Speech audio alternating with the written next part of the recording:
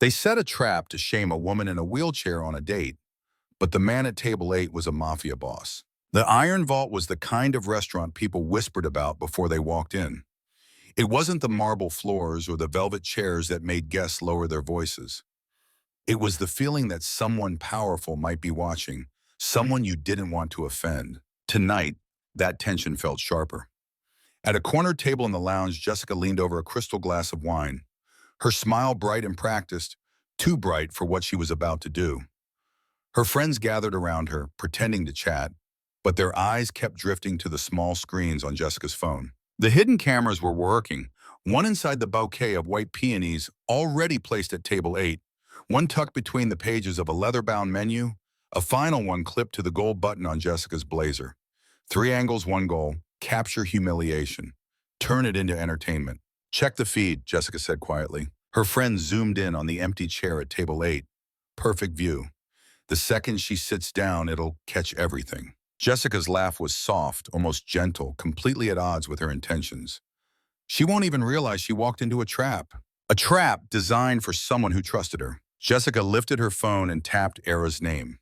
Her voice turned sugary sweet the moment the call connected. Ara, hi, you ready? A pause. Jessica's smile widened. Yes, he's already here, a real businessman, successful, kind of old school gentleman. Another pause. He said he likes women with depth, a beautiful soul.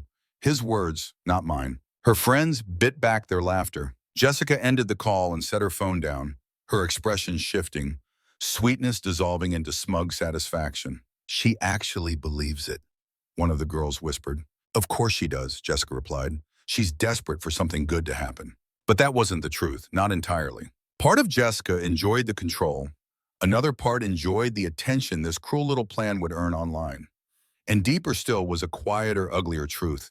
She hated how Ara managed to draw sympathy without even trying. Send her the location pin, Jessica said. She'll be here in 10 minutes. Her friend tapped the screen. Done. Jessica glanced toward table 8, center of the dining room, washed in warm gold light. A sacred spot in this place. A table no one touched unless they wanted trouble. Are we sure about table 8? One friend asked nervously. I mean, isn't that... Yes, Jessica cut in, and that's the point. The Iron Vault had rules, silent but enforced. Most guests didn't know the name behind the rule, but the staff did. The regulars did. A single whispered surname could kill conversations. Dante Moretti? His table, his territory, a place no one sat. Relax, Jessica said, swirling her wine. He's probably not even in the country. We just need her to sit there long enough for someone to kick her out. It'll go viral in minutes. She spoke with the confidence of someone who thought she understood danger, a confidence she absolutely did not deserve. Her friend checked the entrance. She's close. The app says she's 5 minutes away. Jessica smiled again. Soft, satisfied, merciless. Good, get ready. The moment she rolls in, I want every camera recording. She didn't notice the way the servers moved that night. Quieter, sharper, as if preparing for something she wasn't part of. She didn't notice the manager glancing at his watch, tense for a reason she couldn't sense. She didn't notice the heaviness in the air, a stillness that had nothing to do with her little game. Jessica only saw her plan, only saw Ara's name glowing on her phone, only saw the content she expected to capture. She lifted her glass, amused at the thought of Ara entering a place like this, sitting somewhere she didn't belong, believing she was here for kindness. To tonight, Jessica said, raising her glass to the show. Her friends clinked their glasses, unaware that the real show had nothing to do with them. Because somewhere outside, Ara was already making her way toward the Iron Vault. And somewhere else, much closer than Jessica imagined, Dante Moretti was about to walk into the same room. Jessica just didn't know yet that she wasn't the hunter in this story. She was the one who had just poked the wrong beast. Ara paused at the bottom of the restaurant's stone steps, steadying her breath before pushing the wheels of her chair forward. The night air was cool, but her palms were damp. She told herself it was only nerves. First date nerves, nothing more. Jessica had sounded so reassuring. Too reassuring, maybe. But Ara wanted to believe that someone, somewhere, saw more in her than limitations. The Iron Vault loomed ahead, its entrance framed by brass doors that made the building look less like a restaurant and more like a place where decisions were made. Decisions that shaped futures or destroyed them. She pushed forward. The moment she crossed the threshold, the room shifted. The marble floor carried a faint metallic ring as her wheels touched it, barely audible. Yet somehow every head turned, conversation softened, silverware paused midair. Ara felt each stare brushing past her like cold fingertips. Don't think about them. Think about tonight. Think about possibility. She lifted her chin and kept moving. Across the lounge, Jessica leaned in toward her friends, unable to hide her excitement. She's here, she whispered. Start recording. Their phones lit up with camera feeds, 3 angles all zeroing in on the young woman navigating the dining room with careful practice motions. She looks hopeful, one friend murmured, a flicker of guilt passing through her voice. Jessica shut it down instantly. Hopeful makes it better. People love tragedy disguised as optimism. Keep filming. Ara didn't see them. Her focus was on breathing evenly as she approached the hostess stand. Good evening, she said softly. I'm here for a reservation. Table 8. The hostess blinked once, twice. A subtle tension spread through her posture, the kind of recognition that didn't make sense to Ara but was unmistakable to anyone who worked here. Table 8, she repeated, almost to herself. Of course. The hostess forced a smile. Please, right this way. From across the room, Jessica lifted her phone, zooming in. Yes, she hissed. Go on, sit. Let them throw you out. Ara rolled through the main dining room. The atmosphere thickened. Waiters slowed mid-step. A server carrying a tower of cocktails nearly stopped walking altogether. Ara noticed it now, the weight of the room, the way the staff's eyes flickered with something between shock and alarm. Her heartbeat quickened, though she didn't know why. Nothing about this felt like a first date anymore. Something was wrong. Still, she followed the hostess toward the center of the room. Table 8 sat beneath a warm cone of light. Simple, elegant, commanding attention without trying. It wasn't decorated like the others. No candle, no flowers, no clutter. It felt like a throne left vacant. This is you, the hostess said quietly. Ara hesitated. Are you sure I can sit anywhere? No, the hostess said, too quickly, then softened her tone. Please sit. Jessica watched with gleeful anticipation.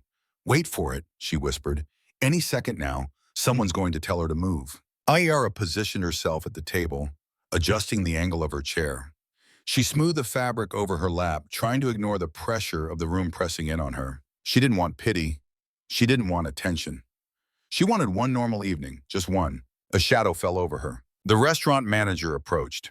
His expression was tight, strained, as if he were trying to hold two opposing instincts together. Follow protocol and avoid catastrophe. He opened his mouth. Miss, I'm afraid. His earpiece crackled. He listened, and whatever he heard drained the color from his face. His entire demeanor shifted in an instant, posture straight, voice steady, eyes careful. I'm afraid this table is perfect for you, he finished, almost bowing. Please let me know if you need anything at all. Jessica sat up, confused. What? Why didn't he move her? Her friend replayed the live feed. He was about to. Something stopped him. Ara looks nervous, another whispered. She should, Jessica snapped. She's sitting in a place she absolutely shouldn't. But the staff wasn't moving her. No one dared, because someone had noticed. Someone whose name none of the girls wanted to say aloud, even behind screens. Ara tried to settle her breathing.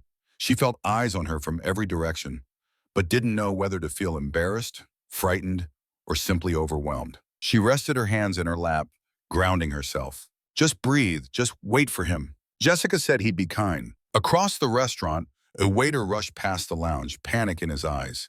He whispered something to another staff member. Jessica frowned. What's happening? Why do they look scared? Her friend checked the feed from the button camera. Her breath caught. Oh my God, she whispered. What? Jessica grabbed the phone. What did you see? The entrance mirrored in the camera, the brass doors opening. 4 men in black stepped through first, silent, purposeful, scanning the room with the precision of wolves sensing danger. Then him, tall, controlled, moving with the unhurried certainty of someone who had never needed to raise his voice to be obeyed. Dante Moretti. He wasn't expected tonight. He wasn't supposed to be anywhere near this neighborhood. Jessica's grip tightened on the phone. No, she whispered. No, this can't be happening. The girls crowded around, breathing unevenly. They all knew what Table 8 meant. They all knew whose territory had just been invaded, and suddenly the plan didn't feel funny anymore. It felt like standing too close to fire. Jessica swallowed hard. Keep recording, she said, but her voice trembled because the man entering the room wasn't coming for them. He was coming for his table, his seat, directly toward the girl they had thrown into his path. Ara didn't see him yet, but the entire restaurant did. Conversations died. The air seemed to still, and somewhere deep inside, without knowing why, Ara felt fear before she ever turned her head. In the shadowed elegance of the iron vault, a cruel trap was laid to humiliate a woman in a wheelchair. Cameras hidden, laughter ready, all to capture her shame for fleeting online amusement. But the man who owned that sacred table wasn't a stranger to be mocked. He was Dante Moretti, a name that silenced rooms without ever being spoken aloud. What began as a vicious game ended in quiet, unshakable protection, not because Ara needed rescuing, but because someone finally saw her not as a target, not as broken, but as someone whose dignity deserved to be defended with every breath.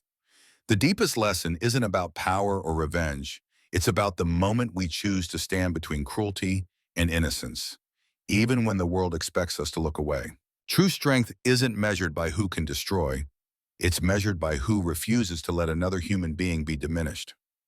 Sometimes the most powerful act is simply refusing to let someone sit alone in the spotlight meant to burn them. What small moment in your life made you realize that protecting someone's dignity is more powerful than any victory? Share your story in the comments. Your words could be the reminder someone needs to feel seen and valued tonight. And if this tale stirred something deep inside you, please hit that subscribe button, turn on notifications, and join our growing community of stories that remind us kindness can rise even in the darkest rooms. Let's keep choosing light together.